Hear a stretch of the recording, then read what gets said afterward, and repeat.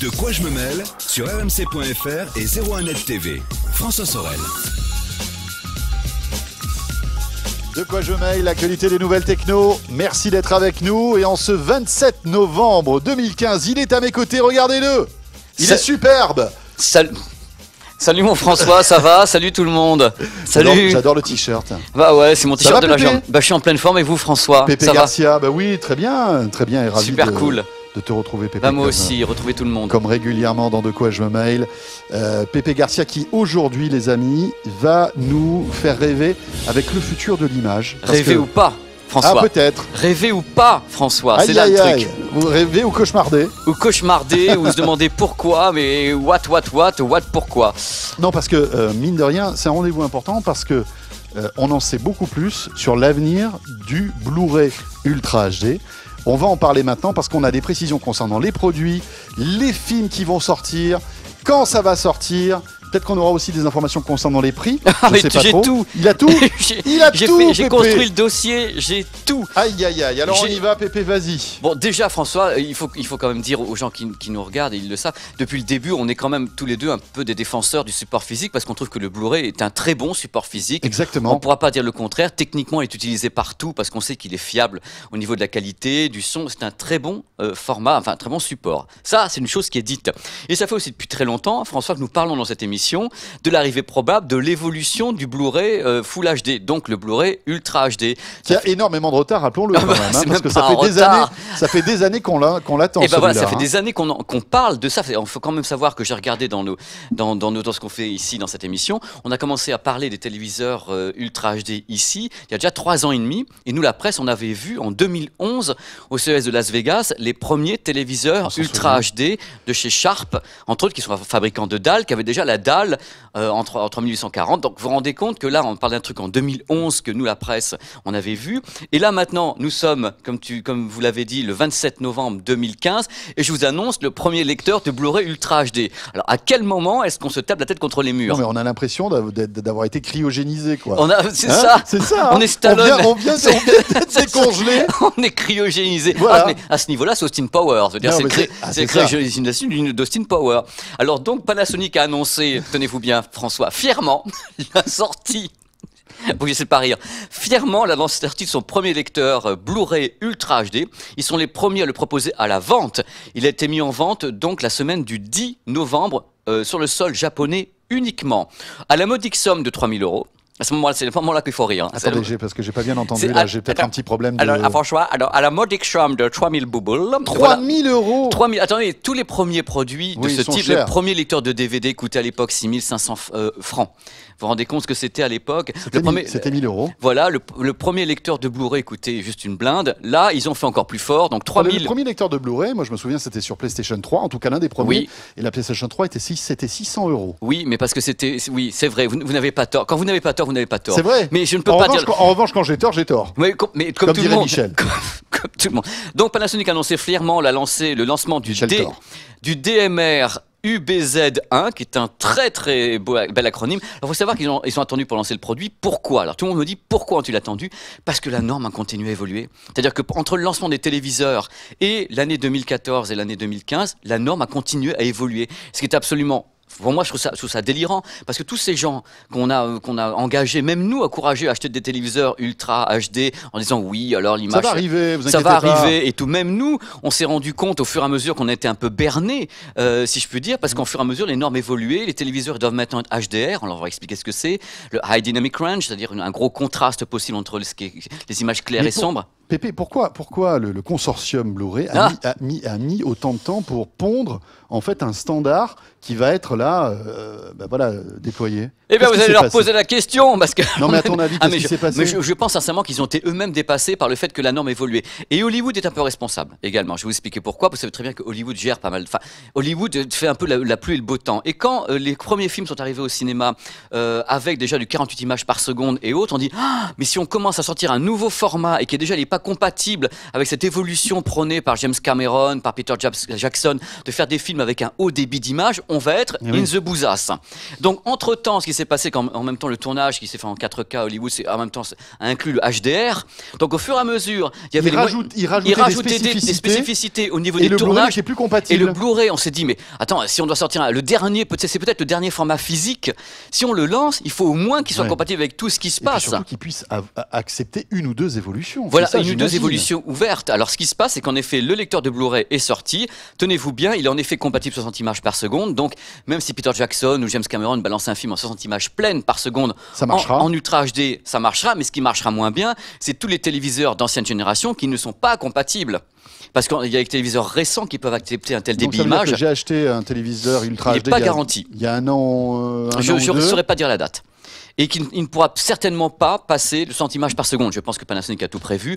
C'est-à-dire quand le disque est en 60 images par seconde, vous appuyez sur un bouton, ça blage en 24. Oui, bien sûr. Mais à la base, on n'aura pas le top du top. On n'aura pas la façon dont ça a été fait à Hollywood, c'est-à-dire avec ce débit image incroyable. Bon, le nouveau lecteur de Blu-ray est également HDR. Même chose, la plupart des téléviseurs qui ne sont pas récents, qui sont Ultra HD, ne sont pas compatibles HDR. Voilà. C'est la dernière génération. Encore une fois, ça a été n'importe quoi. Là, moi, je suis en colère après toute cette industrie qui a foutu tout n'importe comment. Il faut savoir que Panasonic l'a bien joué en lançant ce modèle qui intègre directement un disque dur de 3 Tera avec un truc incroyable, ça fait qu'il peut enregistrer, ripper les DVD et les Blu-ray et faire directement une Blu-ray Tech sur le disque. D'accord, on peut enregistrer des Blu-ray qu'on voilà, a pour on met les Blu-ray à l'intérieur et lui il les stocke. Même chose pour Netflix. On ne pouvait pas le faire techniquement.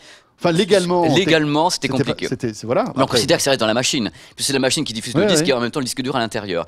Netflix également, Netflix 4K qui est dessus. Et a priori, Netflix pourrait être enregistré également par ce lecteur enregistreur de Blu-ray. Il faut savoir que Sharp, avec son lecteur de Blu-ray à venir, fait exactement la même chose. Il a un disque dur de 2 Tera dessus. Bon, alors Pana tire le premier, on peut imaginer que les autres vont suivre. Et si on a une concurrence, les prix vont baisser. Exactement. Alors oui, et un truc intéressant à dire, le produit Panasonic est directement un haut de gamme. C'est-à-dire qu'ils ont lancé le plus... À 3 000 €. Ils peuvent en produire que 500 par mois, carrément, sur le sol japonais. Et c'est le premier... Ça, c'est le haut de gamme, et derrière, ce sera des modèles moins onéreux. Les HDMI sont bien sûr la HDMI la plus récente, c'est-à-dire avec toutes les normes qui vont avec. 2.0.1, c'est ça c'est ça, tout à fait, la norme la plus récente, la 2.0A, je crois, si ma mémoire est bonne.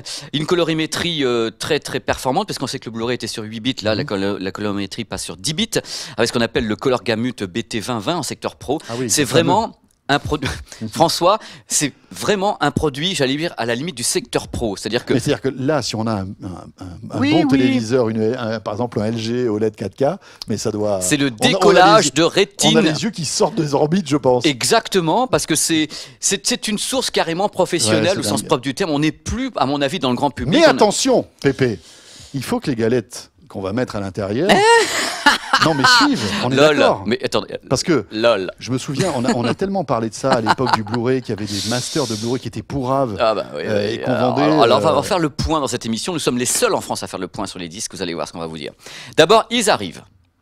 Vous savez, un blanc radio, un blanc télé. C'est beau. Ils arrivent avec un blanc. Attends, ça arrive. Et ils sont pas contents. Et ils ne sont pas contents. Alors, ils arrivent. Alors, les titres sont faits par... C'est la Fox qu'on lance le plus. Ils en lancent 15. Et c'est Sony qui masterise un petit peu les choses derrière, parce qu'on sait très bien que Sony sera évidemment le promoteur de l'Ultra HD. Ils ont un savoir-faire. Ils ont le savoir-faire. Incontestable en termes de mastering. Que ce soit au Japon ou aux États-Unis, ils masterisent tout en 4K ou en 6K ou en 8K. Et même à Hollywood, ils font les transferts. Alors, il faut savoir un truc important, les titres, il y en a plusieurs qui se pointent. Exodus, Life of Pi, X-Men, Kingsman, Fantastic Four, Maze Runner, Hancock, Spider-Man. Bon, tous ces trucs-là arrivent chez la Fox et Sony Pictures. Alors, j'ai eu des questions déjà sur Internet très importantes. Les gens me disent, est-ce que il est normal qu'un film qui a 10 ans se retrouve sur un Blu-ray Ultra HD alors qu'il n'a pas été tourné en numérique? Oh là! Et moi je dis oui, parce qu'en fait la pellicule permet, si c'est de la pellicule, permet en fait s'il est en master vous avez 4K, tout compris, vous l'avez super mal expliqué, vous l'avez tout compris. C'est génial. I love you, my François. Alors le fait est, en effet, c'est une pellicule. Donc ce qui compte, c'est la façon dont on va la scanner. C'est-à-dire que la pellicule, on va faire un transfert. Si elle est scannée en 4K. Si elle est scannée en 4K, en 6K ou en 8K, évidemment, tous les Blu-ray, même de Laurence d'Arabie, parce qu'on sait très bien que Sony a été très malin. Ça fait maintenant 5 ans que Sony fait des masters en 4K, parce qu'ils s'attendaient à ce truc-là. Donc tous les les trucs qu'on avait balandés en Blu-ray qui ont été lancés par Sony, ils étaient déjà masterisés en 4K. Ah ouais. Ils n'ont plus qu'à reprendre le truc 4K et nous les rebalancer, ce qui est extraordinaire commercialement. Ils n'ont même pas à refaire les télécinémas. Donc ça veut dire qu'un vieux film, comme tu disais, Laurence d'Arabie, ou King Kong, ou n'importe quoi, enfin je sais pas quel âge, en fait la pellicule permet d'avoir une définition d'image exceptionnelle. Disons que c'est pas la pellicule qui permet, c'est-à-dire que le scan moderne, parce qu'il y a des marques comme Data Spirit qui font des scans étonnants. Le scan permet d'aller fouiller entre guillemets la pellicule de façon tout à fait correcte et même géniale. C'est ce qu'on appelle le transfert vidéo. Mais ce qui est génial, c'est qu'à l'époque, la prise d'image qu'on faisait en technique, c'est du chimique, c'est de l'argentique, donc il n'y a pas de définition. Voilà. Tu as du 35 ou tu as du, ou t'as du 16.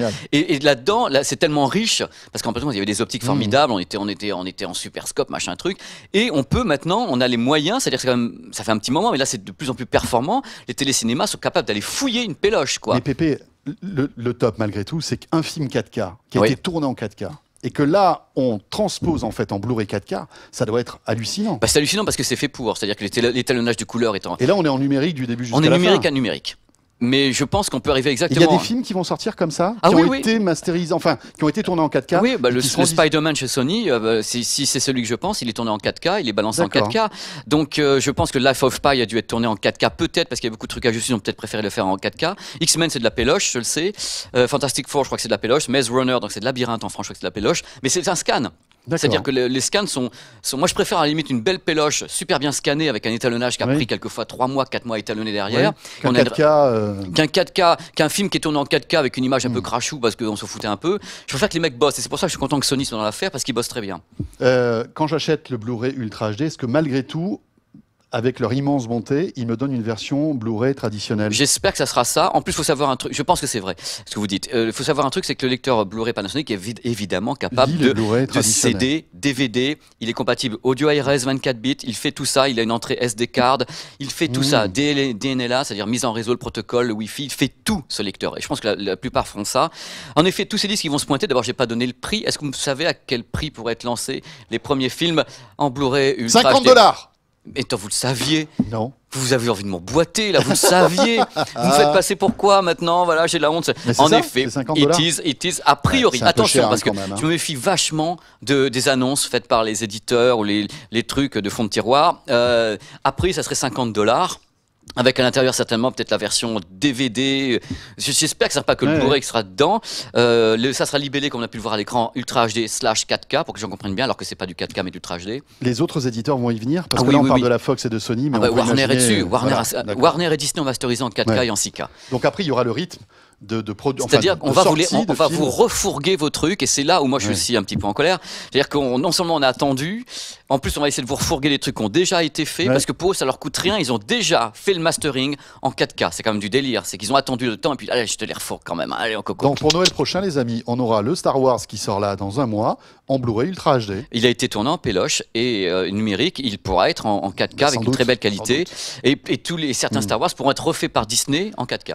Est-ce qu'il y a une grosse différence entre un Blu-ray Ultra HD, PP, et les autres services, on va dire, par IP, c'est-à-dire par Internet, qui diffusent de la 4K? Super question. Netflix, enfin j'imagine qu'il y aura d'autres services. C'est super question. Vous avez entièrement raison de poser la question. Par exemple, Zive, le service de SFR, diffuse maintenant de la 4K pour certains films. C'est d'ailleurs assez intéressant. Grosse différence de qualité ou pas? Alors sincèrement, je vais être franc avec vous. J'expérimente depuis un petit moment Netflix en 4K. J'ai vu Marco Polo et autres. C'est bluffant. C'est bluffant, mais par contre, une question de débit, c'est l'avantage d'un lecteur de Blu-ray, même s'il est un peu cher ou serait un peu moins cher, c'est qu'on est à la campagne, on branche, ça marche, t'as pas besoin d'avoir ton hotspot qui est en train de tirer la langue, ou bien, mais ce qui est bien, c'est que Netflix s'adapte par rapport au débit de ta ligne, c'est-à-dire que si tu vas être bah non, il faut vraiment avoir du gros débit, mais par contre, c'est étonnant, puisque justement, ces séries télé maintenant sont pour la plupart tournées en 4K directo, faut savoir que c'est très pratique, on n'a pas une péloche, on peut faire monter un truc le soir même dans une tente à côté du tournage et autres, c'est super pratique l'enregistrement vidéo. Donc il y a des contraintes de production fortes. Voilà. Il faut vraiment la péloche aussi est une contrainte de production forte. La péloche, parce qu'il faut développer la péloche. Pour faire le montage, c'est très compliqué. Donc je pense que l'avenir passe également par le dématérialisé avec un plus haut débit. Je suis pas sûr du succès du Blu-ray Ultra HD. Pourtant j'adore le Blu-ray, mais je me dis ça va être le marché niche de chez marché niche. Oui, c'est-à-dire qu'avec Internet aujourd'hui, la montée en puissance des débits. Il fallait lancer ça il y a 5 ans. Ouais, c'était au moment où on lance les téléviseurs, on lance les Blu-ray. Maintenant, si on a fait ça il y a 5 ans, le lecteur de Blu-ray il sera à 450 €. 300 Mais 300 euros. on peut imaginer malgré tout que le top du top en termes d'image, ce sera, ça sera lui. Sur le Blu-ray. Ça sera ce lecteur Panasonic ou le lecteur Sony haut de gamme. Ça sera le top du top parce qu'ils ont un débit de 100 mégas secondes. Personne ne peut le faire, à part le Blu-ray. Pépé, je crois qu'on a fait le tour. Mais j'espère qu'on ne s'est pas suicidé. On en reparlera parce que là, au CES de Las Vegas. avec grand bien plaisir. Sûr, on aura l'occasion de voir des images. On les voit. J'espère qu'ils seront vraiment branchés sur les lecteurs. Non, ils sont branchés, tout est prêt. J'espère que tout sera là et qu'on aura un petit peu plus de visibilité concernant des modèles plus abordables parce que là, 3 000 €, ça nous fait rigoler. Mais c'est simplement. directement pour poser le marché en disant voilà, on a sorti un mouton à 5 pattes et on fera d'autres choses après. Mais c'est pour poser le truc. On est d'accord, mais si j'achète une télé Ultra HD, il faut que je puisse éventuellement, pour que ce format décolle, pouvoir acheter un lecteur Blu-ray Ultra HD à 100, 200 €. Et ben voilà, c'est un problème de retard à l'allumage. Ça fallait le lancer en même temps que les téléviseurs. Je suis en colère là-dessus. C'est n'importe quoi, ni fait ni à faire. Pépé, calmez-vous. Ça va bien se passer. Je suis en pleine forme. Je dis ce que je pense. Je suis quand même pas là. Je suis pas payé par Sony et Samsung. Allez. Merci Pépé. Ciao. Pépé Garcia, évidemment, l'une des stars de quoi je me mêle. C'est pas une star, c'est un trublion. On se retrouve évidemment tout de suite. Vous restez avec nous. De quoi je me mêle, la suite. C'est dans un instant. À tout de suite sur 01net TV, sur rmc.fr. De quoi je me mêle sur rmc.fr et 01net TV.